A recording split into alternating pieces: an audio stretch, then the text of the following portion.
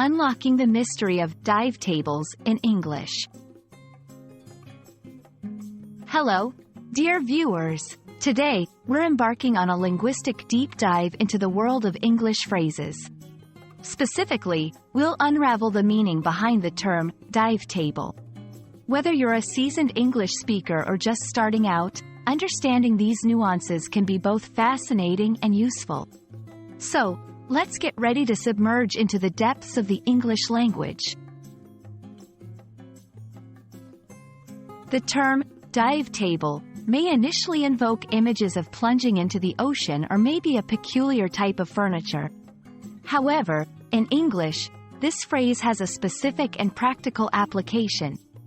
Dive tables are actually a crucial tool used by scuba divers to determine the duration and depth of dives to avoid decompression sickness.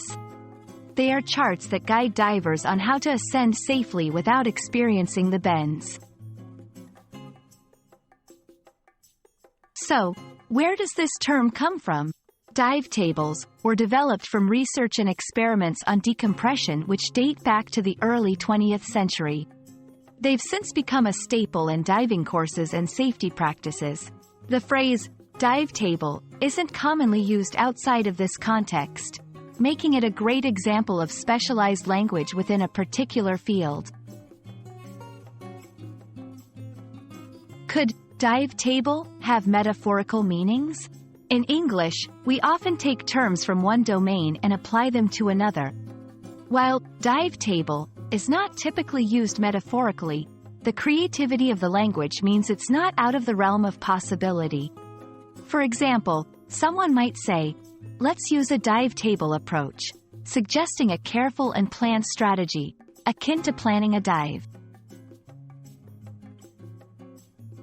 Now, how can you use dive table if you're not talking about scuba diving? If you're learning English, it's essential to know that using highly specialized terms like this one might confuse the listener unless the context is clear. It's best to use this phrase when discussing diving or when a precise plan or calculation is needed in a similar step-by-step situation. Thank you for joining me in exploring the term dive table. English is filled with such specialized phrases, and understanding them can really broaden your mastery of the language. Remember, learning English is like a series of dives. Each time you surface, you come out with more knowledge and confidence.